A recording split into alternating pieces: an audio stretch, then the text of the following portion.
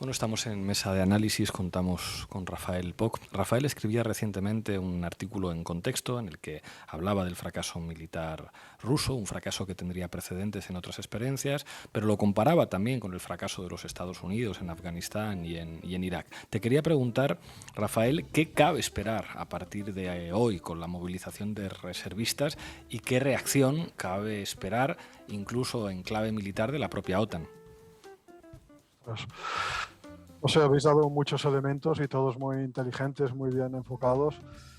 No sé, realmente la situación es tremendamente dramática, ¿no? ¿Qué va a pasar a partir de ahora? Pues es difícil decirlo. Lo que está claro es que va a haber hay una escalada, ¿no? Que todo va a ir a más, ¿no?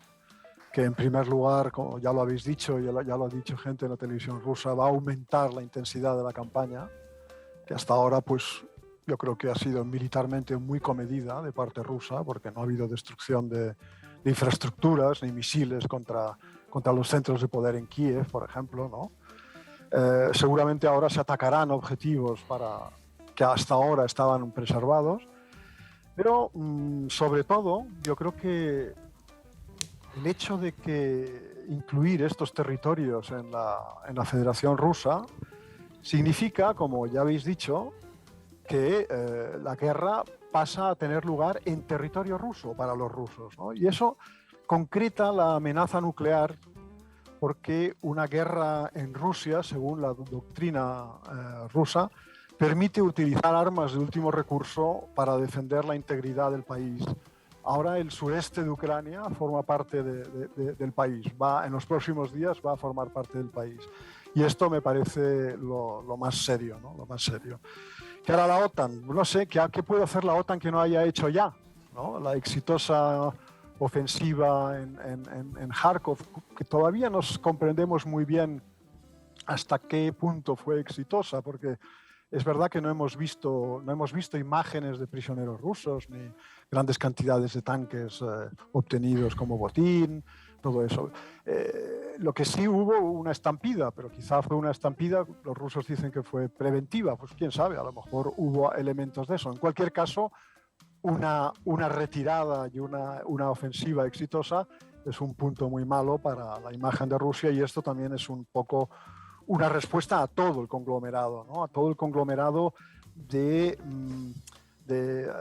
implicación militar de la OTAN en la guerra, con armas, con cuadros, con inteligencia sobre todo, ¿no?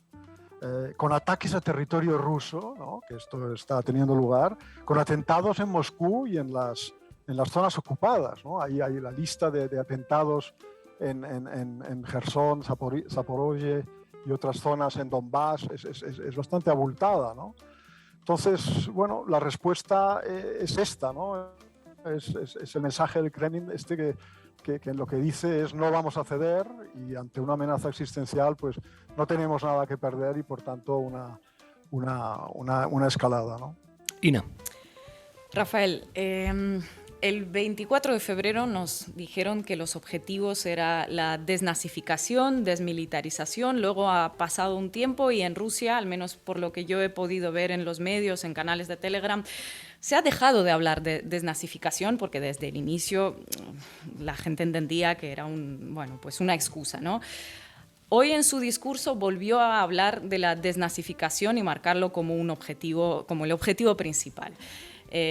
En estos 7 meses, ¿tú has logrado entender qué es lo que realmente están buscando y cuáles son los objetivos reales más allá de los declarados? Bueno, yo diría que, a ver, históricamente el objetivo militar de Rusia en esta campaña es poner distancia con la OTAN, ¿no? Ampliar una zona de seguridad, impedir la emergencia en su vecindad de un Estado fuertemente militarizado y fuertemente antirruso, es decir, una Polonia multiplicada por 10, ¿no? Yo creo que ese es el objetivo. Respecto a la desnazificación, yo creo que esas son las armas de destrucción masiva de Bush, ¿no? O sea, es un cliché que tiene unas connotaciones pues, muy profundas para el pueblo ruso, pero que digamos que no responde a la realidad, ¿no? Más allá del hecho de que en los aparatos de Estado y en el ejército ucraniano pues la ideología de extrema derecha está muy presente, Supongo que en el ejército ruso también hay mucho de eso, ¿no? Sara. ¿Qué tal, Rafael? Yo quería preguntarte por la interna en Rusia, o sea, sobre cuál es la situación de Putin dentro del país y si el discurso que hemos escuchado hoy es una muestra de fortaleza o una muestra de debilidad. ¿Qué le dirías de esto a cierta izquierda del sur global? La pregunta del millón, Sara. Yo creo que con esta decisión da la sensación de que el Kremlin pasa a un escenario de movilización social y de cierta economía de guerra, ¿no? Entonces, en Occidente se cree erróneamente que los rusos, la población rusa, son fanáticos nacionalistas, ¿no? La realidad es más bien que la sociedad rusa es muy despolitizada y muy pragmática, ¿no? En Rusia por ejemplo, yo creo que es un factor importante el miedo a que las cosas se pongan mucho peor. Eso condiciona muchas cosas, ¿no? Que vuelvan a ser como en los años 90, los desastres totales aquellos, ¿no? Eso de alguna forma impone una cierta mentalidad de que, bueno, si los dirigentes creen que es necesario, que no tenemos más remedio, que estamos arrinconados, que es existencial, bueno, pues entonces pues será eso, ¿no? Lo que pasa, y ese es el problema, es que hasta ahora la estabilidad ha justificado el autoritarismo y todo lo que no gusta a los rusos del sistema político, ¿no? Pero si cae el nivel de vida, si la vida se deteriora, ¿qué pasará? Yo creo que lo que pasará es que se romperá el contrato social básico entre el Kremlin y la sociedad, ¿no?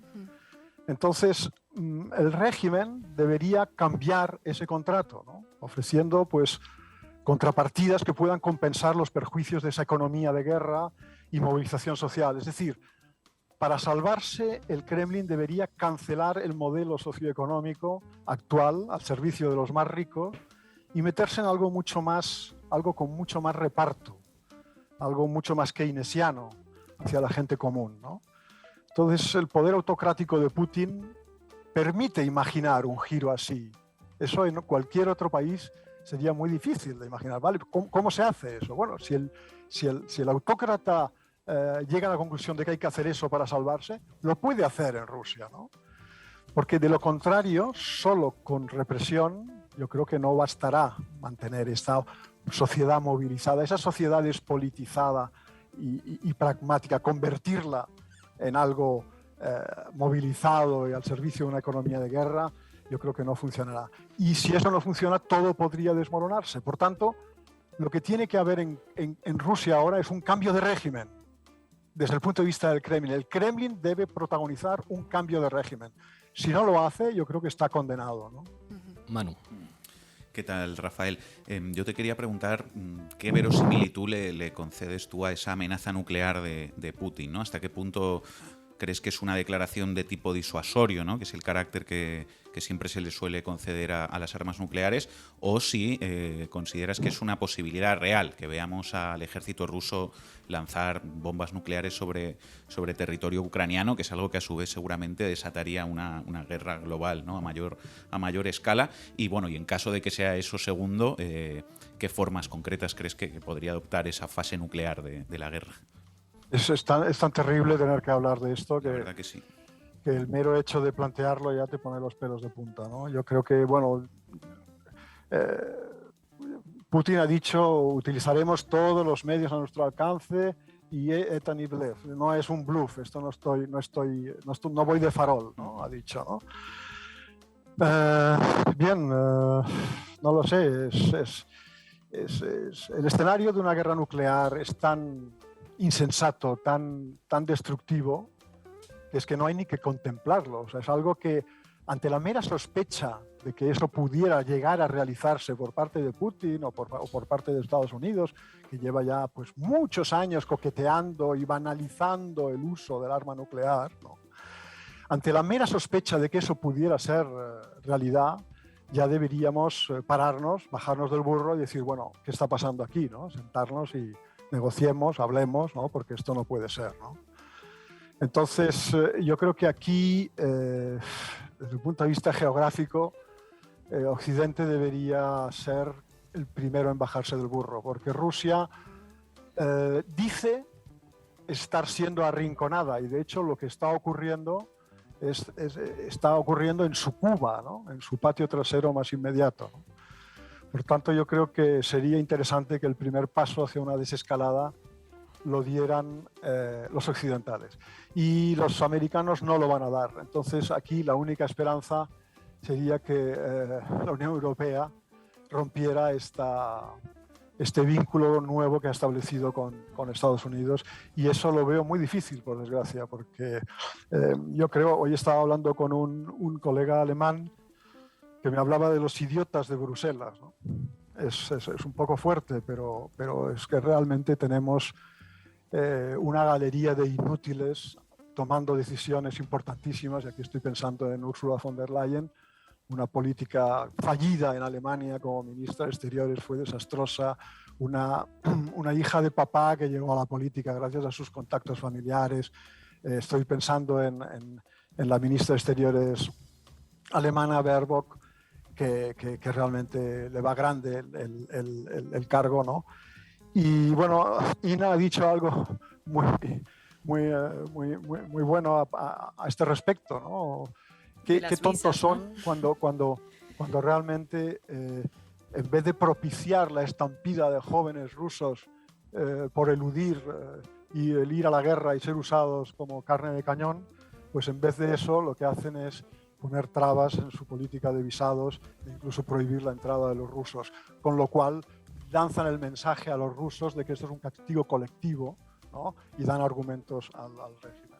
Otra cosa que ha dicho Ina muy interesante es sobre la carne de cañón, esa llamada a los emigrantes y a la gente pobre en general, yo añadiría, ¿no? O sea, hace poco hablaba con una persona en la provincia más recóndita de Rusia, en el norte del Volga, y me decía que en aquel pueblo tomado por el alcoholismo endémicamente, con una agricultura pues decaída ancestralmente, mucha gente estaba pensando en irse a la guerra para ganar el dinero, porque era la manera de solucionar pues muchos de sus problemas. Así que emigrantes y gente pobre. Emigrantes y gente pobre, os recuerdo, es la carne de cañón del ejército de Estados Unidos. Es una cosa universal, ¿no? Es un recurso pues general, ¿no? Rafael Poch, muchísimas gracias por atender a la base. Hasta pronto. Hasta luego, muchas gracias a vosotros.